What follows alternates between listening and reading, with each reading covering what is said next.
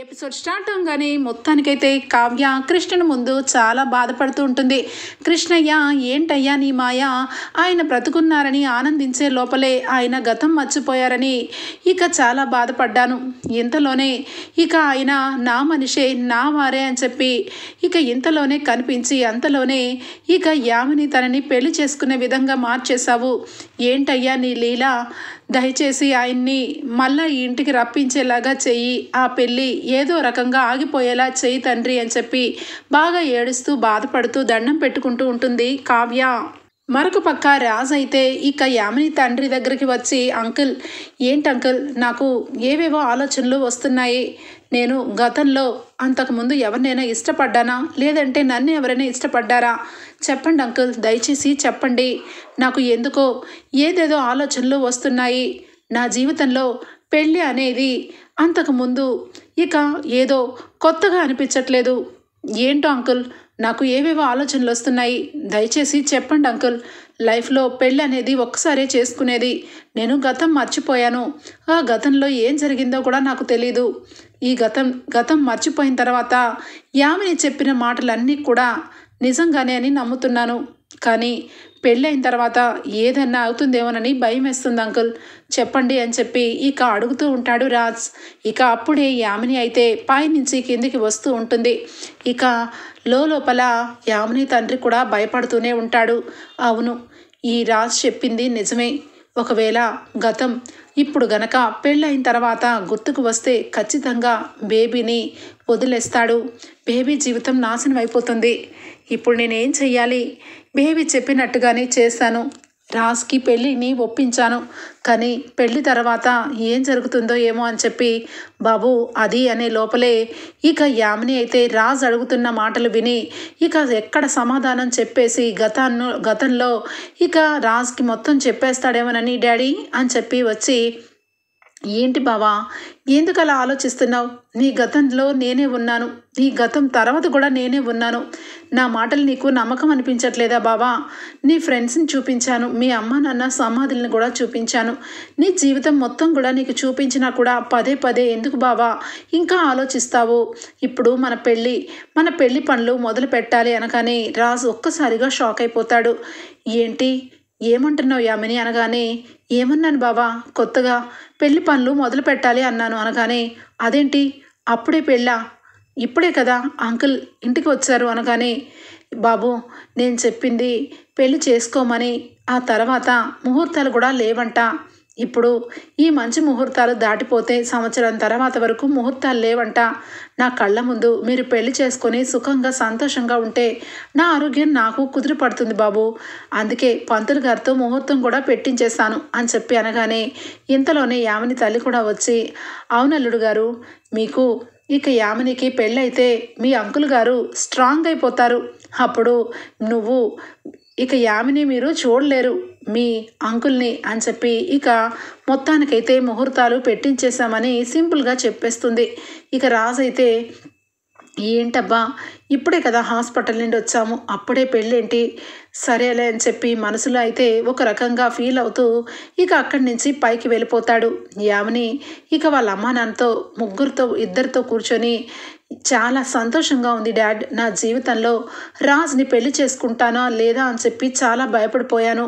ఇక ఇండియాకి వచ్చిన తర్వాత రాజ్కి పెళ్ళైపోయింది అన్న విషయం తెలుసుకొని చాలా కుమిలిపోయాను. ఇక అందుకే ఇక దేవుడు రాజ్కి గతం మర్చిపోయేలా చేసి చివరాఖరికి రాజు నన్ను పెళ్లి చేసుకుంటానని ఇక చెప్పడం నాకు ఇంకా చెవుల్లో మారుమోగుతూనే ఉంది అనగానే, బేబీ నీ సంతోషం చూస్తుంటే నాకు చాలా సంతోషంగానే అనిపిస్తుంది. కానీ నాకెందుకో ఏదో జరుగుతుందేమోనని భయం వేస్తుంది. రాజ్కి ఇప్పుడు గతం గుర్తులేదు కాబట్టి నువ్వు చెప్పిందే గతం అని చెప్పి నమ్మాడు. కానీ ఒక్కవేళ గతం గుర్తుకు వచ్చిన మరుక్షణం నిన్ను ఏం చేస్తాడు? వదిలేసి ఇక వాళ్ళతో పాటు కావ్య వాళ్ళ ఇంటికి వెళ్ళిపోతాడు కదా బేబీ, అప్పుడు నీ లైఫ్ ఏమవుతుందనని భయం వేస్తుంది. నిజంగా అప్పుడు నాకు హార్ట్ అటాక్ వస్తుంది బేబీ అనగానే, అయ్యో డాడీ ఎందుకు మీరు అలా ఆలోచిస్తున్నారు? అదేమీ జరగదు. గతం మర్చిపోయినా రాజ్కి ఎప్పటికీ గతం గుర్తు చేయడానికి ఎవరు ఉండరు కదా. ఇక కావ్య అంటారా, ఆ కావ్యకు కూడా అర్థమైపోయింది. ఇక ఏమీ చేయలేక సైలెంట్గా వచ్చి బయట మనిషిలాగా పరిచయం చేసుకుంది. నిజంగా తను ఏదో చేసేదైతే ఆ రోజే ఇక రాజుకి మొత్తం గతం గుర్తొచ్చేలాగా మాట్లాడేది కదా, మీరేమీ భయపడమాకండి అని చెప్పి ఇక అంటూ ఉంటుంది. ఇక రాజు అయితే రూమ్లోకి వచ్చి ఇక చాలా ఒక రకంగా అనిపిస్తూ ఇక కావ్యని గుర్తు తెచ్చుకుంటాడు. కళావతి గారికి ఒకసారి ఫోన్ చెయ్యాలి అని చెప్పి ఇక ఫోన్ చేస్తాడు.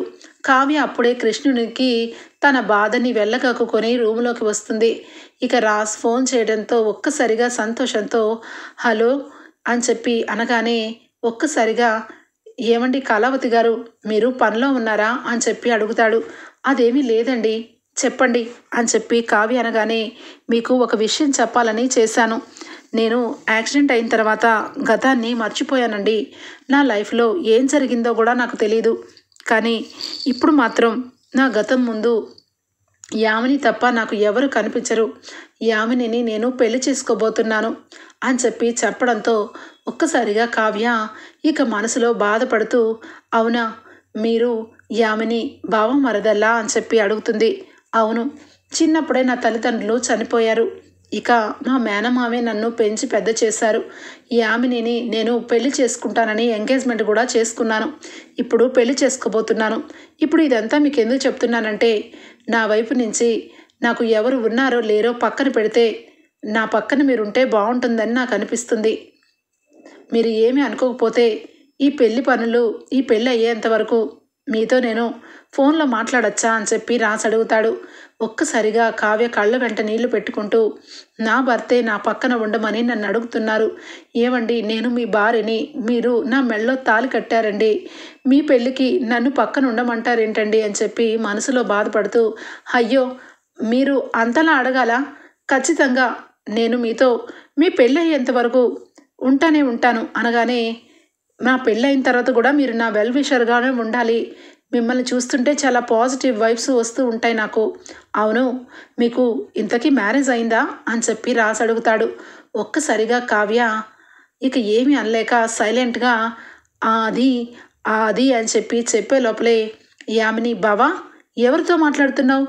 ఈరోజు పెళ్లి శుభలేఖలు వస్తున్నాయి, ఇక తర్వాత మాట్లాడచ్చులే బావా అని చెప్పి అనగానే ఇక వెంటనే సరే కళావతి గారు, నేను తర్వాత మాట్లాడతాను, మీరు మధ్య మధ్యలో ఇంటికి వస్తూ పొండి అని చెప్పి ఫోన్ పెట్టేస్తాడు. ఏంటి బావా ఎవరితో మాట్లాడుతున్నావు? కళావతితో మాట్లాడుతున్నావా అనగానే అవును యామిని, కళావతి గారు మన ఫ్యామిలీలో ఒక మనిషి అయిపోయారు, అందుకే తనకి ఫోన్ చేసి మరి నా పెళ్ళి కుదిరిందని చెప్పాను అనగానే వెంటనే ఇక అదేంటి బావా ఎందుకు చెప్పావు నీ పెళ్ళని? ఈ విషయం ఎవరికి తెలియకూడదు బావా అనగానే ఒక్కసారిగా రాస్ అదేంటి యామిని, పెళ్ళి అనేది నలుగురు మధ్య జరిగేది, ఎవరికి తెలియకుండా ఎలా? అయినా ఎందుకు తెలియకూడదు అనగానే అది ఏమీ లేదు బాబు, ఇప్పుడు అంకుల్ గారికి ఒంట్లో బాగాలేదు కదా, ఇప్పుడు పెళ్లి ముహూర్తాలు సడన్గా పెట్టి అందరినీ పిలిచి ఇక బాగోదు కదా అని చెప్పి ఒకసారి మిమ్మల్ని సింపుల్గా పెళ్లి చేసేసిన తర్వాత రిసెప్షన్కి చాలా పెద్దగా పెట్టుకుంటే బాగుంటుందని ఇక యామిని అనింది. ఎందుకంటే ఇప్పుడిప్పుడే కదా బాబు నువ్వు కూడా కోలుకుంటున్నావు అని చెప్పి మాట తిరిగేసేస్తుంది. ఇక వెంటనే సరే మీ అందరూ చెప్పినట్టుగానే పెళ్లి చేసుకుంటాను, కానీ కళావతి కూడా నాతో పాటు ఉండాలి. తనని చూస్తుంటే నాకు గతంలో గుర్తుకు వస్తూ ఉంది. తన గురించి ఆలోచించిన ప్రతిసారి నాకు ఒక పాజిటివ్గా అనిపిస్తుంది యామిని. తను ఒక ఫ్రెండ్గా నా పక్కన ఉంటే బాగుంటుంది అనుకుంటున్నాను, నీకెందుకు అభ్యంతరం అనగానే నాకేం అభ్యంతరం లేదు బాబా, తనకు ఓకే అంటే ఓకే, కానీ తను మ్యారేజ్ అయ్యి వాళ్ళ హస్బెండ్ ఇక పంపిస్తారో లేరో కదా అనగానే ఖచ్చితంగా తనకి మ్యారేజ్ అయినట్టు అనిపించట్లేదు, తను ఎందుకో సింగిల్గానే అనిపిస్తుంది. అయినా ఫ్రెండ్షిప్కి తనకు మ్యారేజ్ అయితే ఏంటి, మ్యారేజ్ అవ్వకపోతే ఏంటి, తనతో మాట్లాడిన ప్రతిసారి నాకెంతో దగ్గర మనిషిలాగా అనిపిస్తుంది అని చెప్పి అనేసరికి సరే బావా నీ ఇష్టం. ఇక మధ్యాహ్నం 3 గంటలకల్లా శుభలేఖలు ఇంటికి వస్తాయి. శుభలేఖలు మొదటి శుభలేఖ గుడికి వెళ్ళి దేవుడి దగ్గర పెట్టుకుని రావాలి బావా అని చెప్పి చెప్పడంతో సరేనని చెప్పి తల ఊపుతాడు.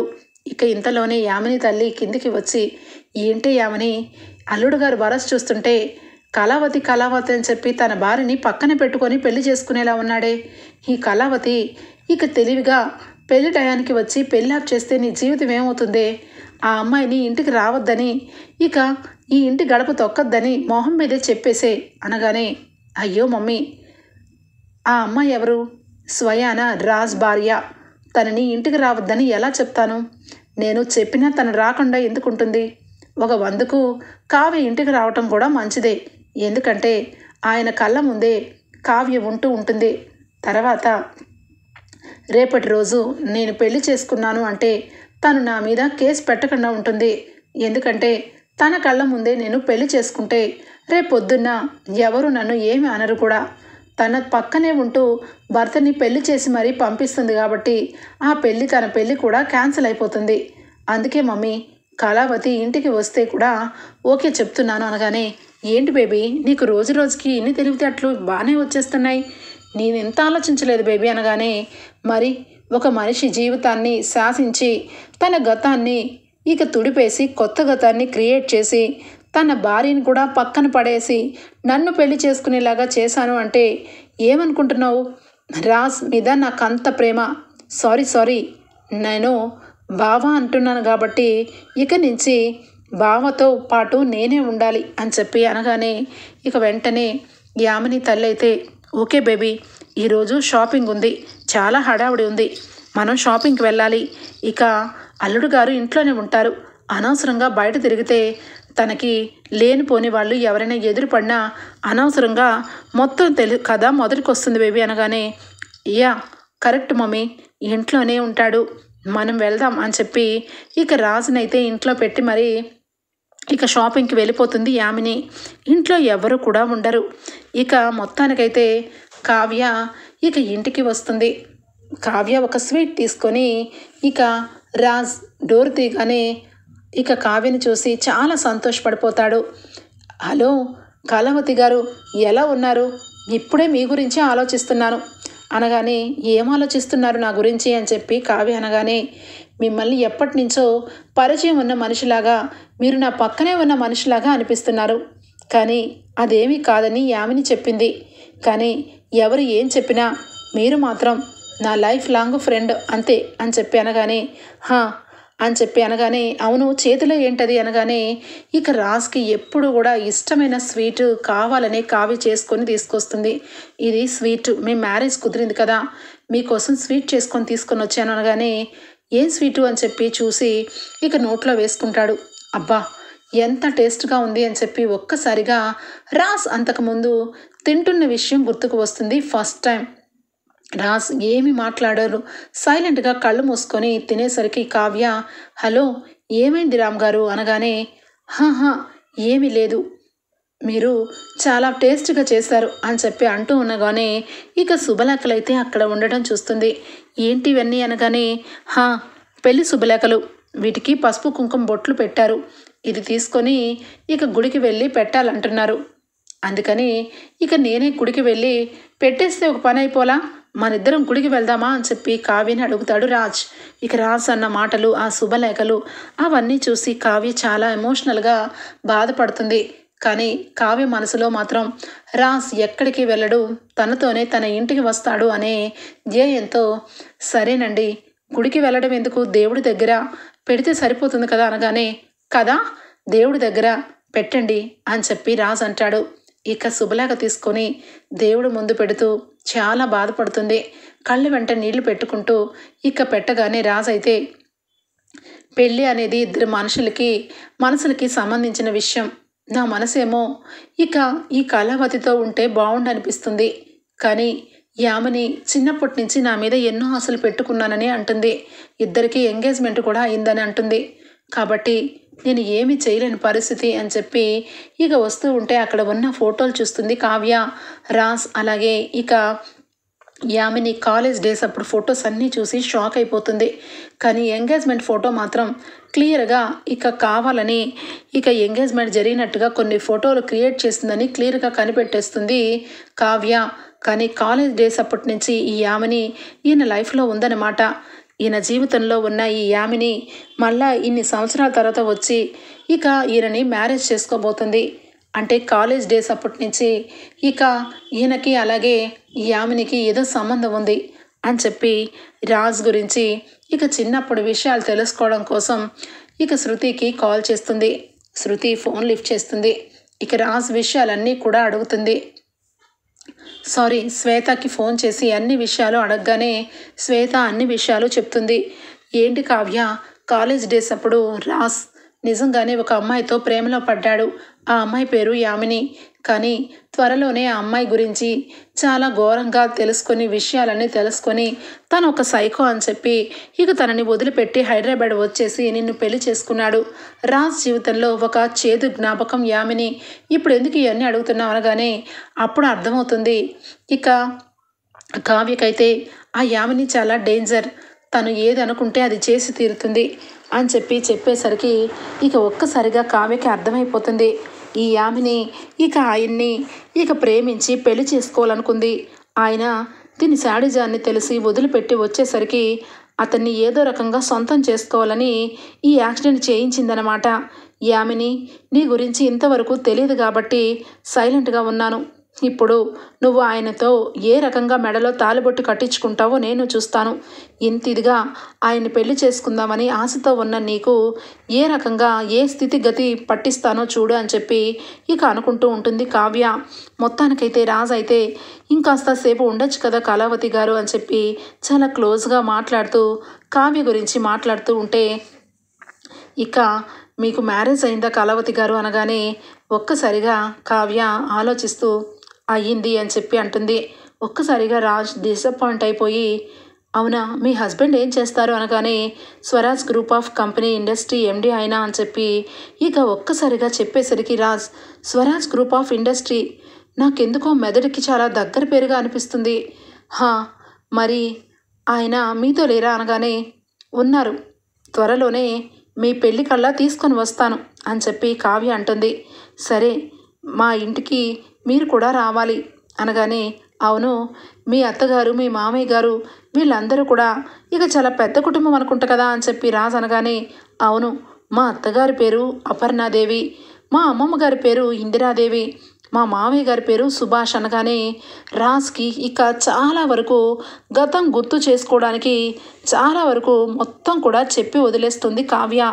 ఇక పేర్లన్నీ కూడా మా మరిది గారి పేరు కూడా కళ్యాణ్, ఆయనకి చాలా ఇష్టం, వాళ్ళిద్దరూ చాలా రామలక్ష్మణ్లాగా ఉంటారు అని చెప్పి ఇక వాళ్ళకి జరిగిన విషయాలన్నీ కూడా చెప్తుంది.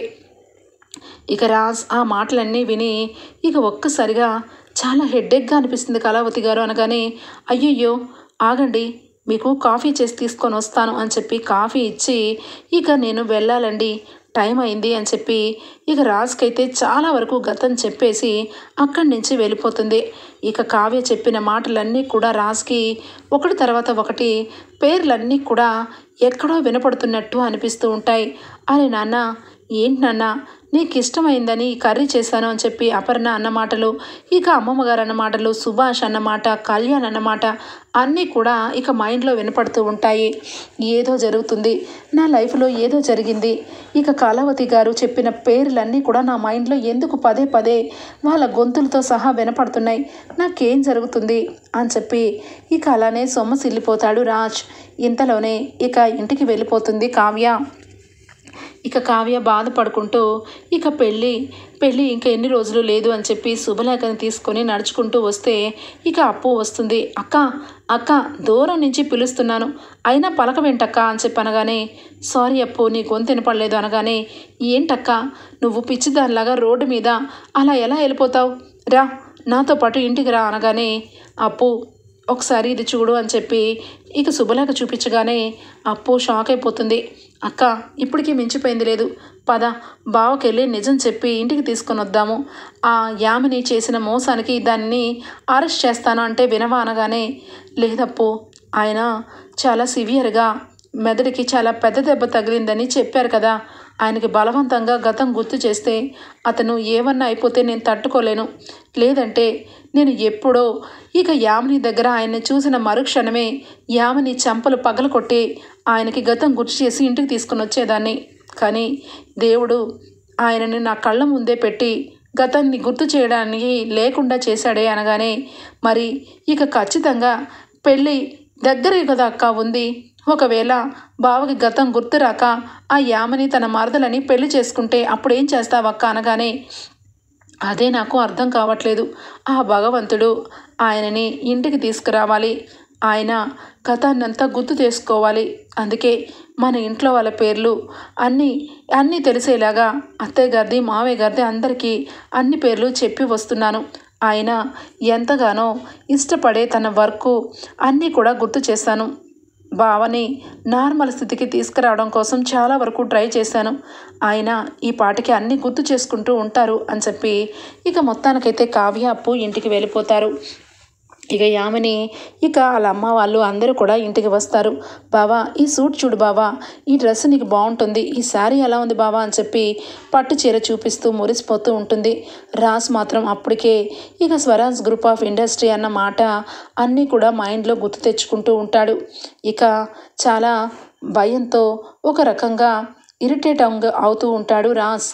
ఇక ఇంతలోనే ఇక రానే వస్తుంది యామినికి రాజ్కి పెళ్లి రోజైతే. ఇక పెళ్ళి సింపుల్గా ఇంట్లో చేసుకుంటున్నారు కాబట్టి చుట్టుపక్కల వాళ్ళు ఎవరిని పిలవకుండా అర్థంతరంగా పందులు గారిని పిలిచి ఇక పెళ్ళి ముస్తాబైపోయి యామిని అయితే తయారైపోతుంది. కరెక్ట్గా పెళ్లి టయానికి ఇక కావ్య కూడా వస్తుంది. కావ్యని చూసి ఇక మొత్తానికైతే యామిని చెప్పాను కదా మమ్మీ, ఆ కావ్య ముందే మా పెళ్ళి కూడా జరిగితే నాకు చాలా గట్టిగా ఇక సపోర్ట్గా ఉంటుంది. రేపొద్దున్న ఏమి జరిగినా నా భర్త ఈ ఈ కావ్య ముందే నన్ను పెళ్లి చేసుకున్నాడని నేను చెప్పుకోవచ్చు అని చెప్పి మురిసిపోతూ ఉంటే ఇంతలోనే మేలు ముసుగు ఇక నీకు తక్కువైంది యామిని అని చెప్పి అంటుంది. మేలు ముసుగా అనగానే అవును బేబీ, పెళ్లి కూతురు మేలు ముసుగులో ఉండాలి, పెళ్లి కొడుకు మొహం చూడకూడదు, కరెక్ట్గా పెళ్లి రోజు తాలిబొట్టు కట్టే టైంలోనే ముసుగు తీయాలి అని చెప్పి అనగానే రాజ్ అప్పటికే చాలా బాధపడుతూ ఇక నా గతం మొత్తం కూడా ఏదో జరిగింది, నా గతానికి ఇక ఈ కళావతికి చాలా దగ్గర సంబంధమే ఉంది అని చెప్పి మనసులో బాధపడుతూ ఏదో ఒక రకంగా ఇక పెళ్లి చేసుకోవడానికి సిద్ధపడతాడు. ఇది చూస్తే అప్పు మొత్తం కూడా ఎంక్వైరీ చేస్తుంది. కాలేజ్ డేస్ అప్పుడు ఇక యామిని ఏ రకంగా ప్రవర్తించేది, తనకి ఏ ట్రీట్మెంట్ జరిగింది అన్నీ కూడా తీసుకుంటుంది. ఇటు పక్క డాక్టర్ని, ఇటు పక్క స్కూల్ టీచర్ని అందరినీ గ్యాదరింగ్ చేసి తను ఏ రకంగా సైకోలాగా బెదిరించి అబద్ధాలు చెప్పిందో అన్నీ కూడా ఫైల్ చేసుకుంటుంది. ఇక మొత్తం మీద బావకి ఒక్క గతం గుర్తుకొస్తే చాలు యామినిని అరెస్ట్ చేసి లోపల తొయ్యడానికి అని చెప్పి ఇక మొత్తానికైతే అన్నీ సిద్ధం చేసుకొని కరెక్ట్గా పెళ్లి ముహూర్తం టయానికి అప్పు కూడా ఇక అక్కడికే బయలుదేరుతుంది. ఇక యామిని చాలా సంతోషపడుతూ అద్దం ముందు మురిసిపోతూ మేలు ముసుగు వేసుకుంటుంది. కావ్య కన్నీరు మున్నీరు అవుతూనే ఇక పక్కన నుంచోపడి ఇక తీసుకొని పెళ్లి దగ్గర పీటల దగ్గర కావ్య ఇక మేలు ముసుగు వేసిన యామినిని కూర్చోపెడుతుంది. రాజ్ ఇక నడుచుకుంటూ పెళ్లి మండపం లోప ఇక డెకరేషన్ చేసిన ప్లేస్లోకి వస్తాడు. కావ్య మొహం చూస్తూ ఉంటాడు. కావ్యని చూసిన ప్రతిసారి కూడా రాజ్కి ఏదో గుర్తుకు వస్తూనే ఉంటుంది. ఇక అప్పుడు కరెక్ట్గా మంగళసూత్రాల గొలుసు చేత్తో పట్టుకొని ఇక మంగళ వాయిద్యాల నడుమ పంతులు గారు ఇక ముహూర్తం టైం అవుతుంది, మేలు ముసుగు తొలగించండి అనగానే మేలుగుసుని మెల్లగా తొలగిస్తుంది కావ్య.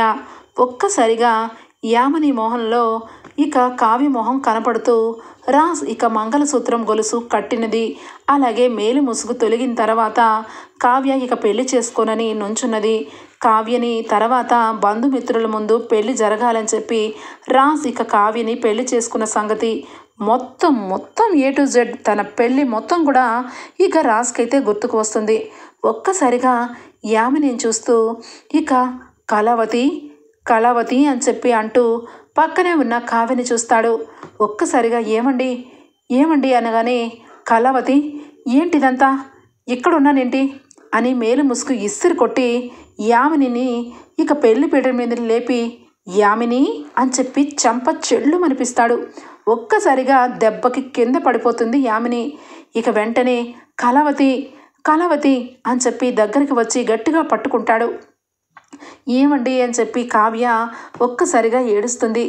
ఏంటి కళావతి ఇదంతా, నాకు ఏమైంది, ఈ యామిని దగ్గర నేనున్నానేంటి, ఇదేంటి పెళ్లి కూతురులాగా రెడీ అయింది, ఆల్రెడీ మనకి పెళ్ళయింది, మనకి పెళ్ళైన తర్వాత నిన్ను పక్కన పెట్టుకొని ఈ యామినిని పెళ్లి చేసుకుంటున్నానేంటి, అసలు మనకి యాక్సిడెంట్ అయింది, ఎంతెంత మంటలు ఎన్నెన్ని కొండ లోయల్లో పడిపోయింది కారు, పద ఇంటికి వెళ్దాం పద అని చెప్పి మొత్తం గతం అంతా గుర్తుకొచ్చేస్తుంది రాజ్కి. ఇక అంతే, యామిని ఒక్కసారిగా కింద పడి దెబ్బకి షాక్ అయిపోతూ, రాజ్ ఏం మాట్లాడుతున్నావు అని చెప్పాను. కానీ ఏంటి ఇప్పుడు రాజ్ అంటున్నావు? తను రామ్ కదా, నీ బావ కదా అని చెప్పి ఇక అప్పు ఎంటర్ అవుతుంది. ఒక్కసారిగా పోలీసులు బలగంతో ఎంటర్ అయ్యేసరికి ఇక యామిని తల్లిదండ్రులకి ఫీజులు ఎగిరిపోతాయి. వీళ్ళందరినీ అరెస్ట్ చేయండి. అసలు ఒక ఆడపిల్లని కన్న తల్లిదండ్రులలాగా ప్రవర్తించారా మీరు? ఒక యాక్సిడెంట్లో గతం మర్చిపోయిన మా బావని తీసుకొని వచ్చి మీ కూతురికి పెళ్లి చేయాలని చూస్తున్నారు. అతనికి గతం గుర్తుకు వచ్చింది, ఇప్పుడు పెళ్లికి ముందు గుర్తుకొచ్చింది కాబట్టి సరిపోయింది. పెళ్లి తర్వాత గుర్తుకొచ్చుంటే మీ కూతురు, మీ గారాల కూతురు జీవితం ఏమయ్యేది అని చెప్పి అంటుంది అప్పు. ఇక ఒక్కసారిగా రాజ్, కావ్య అప్పు అనగానే, బావా నిజానికి మీ ఇద్దరు ఎప్పుడు విడిపోరు బాబా. మీ ఇద్దరికి జరిగిన బ్రహ్మముడి ఏ రోజు విడిపోదు. అందుకే ఈ యామిని బండారం బయటపడింది. ఈరోజు మీ ఇద్దరు పెళ్ళి జరగబోతుంది. ఈ యామిని అని చెప్పి ఇక దగ్గరికి వచ్చి, యామిని పద నడు అనగానే, ఏయ్ ఏం మాట్లాడుతున్నావు? నేనెక్కడికి వస్తాను? నా బావ ఆయన అనగానే ఇక రాజ్ అయితే, ఎవరు నీ బావా? నువ్వు నా మరదలవా? ఛీ, అసలు నువ్వు కాలేజ్ అప్పుడే నీ మొహం చూడలేక నిన్ను వదిలి నేను వచ్చేసాను. కానీ నువ్వు నా మీద కక్ష కట్టి నన్ను, నా భార్యని యాక్సిడెంట్ చేయించి చివరాఖరికి నీ సొంతం చేసుకోవాలని చూసావు. నాకు కాలావతి కనపడిన ప్రతిసారి నా గతంలో ఏదో జరుగుతుందని నాకు డౌట్ వస్తూనే ఉంది. అందుకే ప్రతిరోజు కూడా కళావతిని కలిశాను, మాట్లాడాను. కానీ ఏదో ఒకరోజు దేవుడు అనేవాడు చూస్తూనే ఉంటాడు, న్యాయం ఎంత అన్యాయం ఎంత అని. అందుకే ఈరోజు కళావతి నాకు గతం గుర్తు చేయకుండా నా ప్రాణానికి తన ప్రాణం అడ్డు వేసి చివరాఖరికి నీ పెళ్లి జరిపించడం కోసమే నా పక్కన నుంచునుంది. అలాంటి అమ్మాయి నా భార్య కళావతి, గర్వంగా చెప్పుకుంటాను. నువ్వు నా భార్యవా? నీకు నా భార్యలాగా అవ్వడానికి 7 జన్మలు పట్టాలి అని చెప్పాను. కానీ ఇక వెంటనే ఒక రకంగా మారిపోతూ, ఇక రాజ్ దయచేసి నన్ను దూరం పెట్టద్దు. ఈ కళావతి నీ భార్యగా ఉంటుంది. నన్ను కూడా పెళ్లి చేసుకో రాజ్.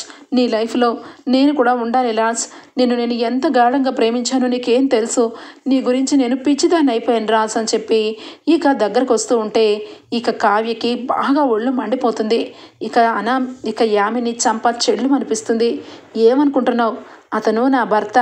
భార్యాభర్తల బంధం అంటే ఏదో ఈరోజు పుట్టి రేపటికి విడిపోయే బంధం అనుకుంటున్నావా? ఒళ్ళు దగ్గర పెట్టుకొని మాట్లాడు. ఇప్పటి వరకు నా భర్తకి గతం గుర్తులేదు కాబట్టి నువ్వు నా భర్త పక్కన ఉంటే సహించాను. కానీ ఇప్పుడేం మాట్లాడుతున్నావు? అప్పు, ఇలాంటి దాన్ని ఏం చేస్తావో చెయ్యి అనగానే, అక్క నువ్వు పక్కనుండక్క. దీన్ని ఒక్కదాన్ని ఎందుకు అరెస్ట్ చేస్తాను? వీళ్ళ కుటుంబం మొత్తాన్ని అరెస్ట్ చేసి ఇక సెల్లో వేస్తాను, నడవండి అనగానే ఇక యామిని తల్లిదండ్రులు, అమ్మ కావ్య, రాజ్ బాబు మమ్మల్ని క్షమించు.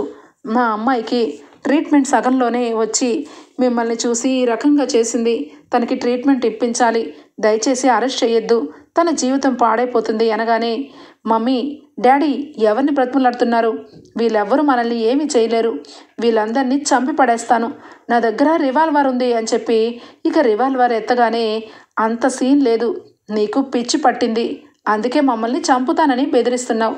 నీకు రివాల్వర్లో గన్ను ఉండగానే సంబరం కాదే, గన్లో బుల్లెట్లు కూడా ఉండాలి అని చెప్పి ఇక అప్పు అయితే రివాల్వర్ని తీసి ఖాళీగా ఉందని చూపిస్తుంది. ఒక్కసారిగా ఏమీ చేయలేక పిచ్చి చూపులు చూస్తున్న యామినిని 2 చేతుల్లో పట్టుకొని సంకెళ్ళు వేసి ఇక పోలీస్ స్టేషన్కి అయితే తీసుకెళ్తుంది అప్పు. ఇక అక్కడే ఉన్న దండని తీసుకొచ్చి కావ్య మెడలో వేస్తుంది. కావ్య మెడలో వేస్తాడు రాజ్. కావ్య మెడలో వేయగానే అక్కడున్న పూలదండ రాజ్ మెడలో వేస్తుంది. ఇద్దరు కూడా చాలా సంతోషంగా ఇక ఒకరి కళలో ఒకరు చూసుకుంటూ, కళావతి నిజంగా ఈ జన్మలోనే కాదు, ఎన్ని జన్మలు వచ్చినా నువ్వే నా భార్యవి అని చెప్పి అనగానే ఇక ఎమోషనల్తో ఇక కావ్య కూడా కళ్ళు తుడుచుకుంటూ, ఏమండి అత్తయ్య గారు, అమ్మమ్మ అందరూ కూడా మీ మీద ప్రాణం పెట్టుకొని ఏడుస్తున్నారు. మీరు కనపడక ఆ రుద్రాని మీరు లేరని ఇంట్లో మీ ఫోటోకి దండ వేయబోతుంది. ఆవిడకి బుద్ధి చెప్పి మిమ్మల్ని అందరి ముందు చూపిస్తాను, పదండి అని చెప్పి ఇంటికి వెళ్ళి అందరి ముందు రాజునైతే నుంచోపెడుతుంది. అంతే కుటుంబం అంతా సంతోషంతో రాజుని చూసి ఒక్కసారిగా ఆనందంతో రాజు దగ్గరికి వచ్చి అపర్ణ గుండెల మీద వాలిపోయి నాన్న రాజ్ అని చెప్పి నుదుటి మీద ముద్దు పెడుతుంది. సుభాష్ చాలా సంతోషంగా ఒరే రాజ్ అని చెప్పి దగ్గరికి వస్తాడు. రుద్రాణి మాత్రం ఫేస్ అయితే మాడిపోయి అలా చూస్తూ ఉంటుంది. రుద్రాణి గారు, మీరు ఎప్పుడు అంటూ ఉంటారు కదా నా భర్త లేడని. ఇప్పుడు మీ భర్తను కూడా ఎక్కడున్నారో వెతుకొని తీసుకొని రండి, లేదంటే పిచ్చి ఆసుపత్రికి వెళ్ళండి అని చెప్పి కావ్య అయితే ఇక పంచ మీద పంచి వేస్తుంది. ఇక రుద్రాణికి ఇక ఏమి అనలేక దెబ్బకి సైలెంట్ అయిపోతుంది రుద్రాణి. ఓకే ఫ్రెండ్స్, రాబోయే ఎపిసోడ్స్లో ఆ విధంగా రాజుని అయితే ఇంటికి తెచ్చుకుంటుంది కావ్య. మీకు నచ్చినట్లయితే ఒక లైక్ ఇచ్చేయండి friends. Bye, take care, thank you for watching.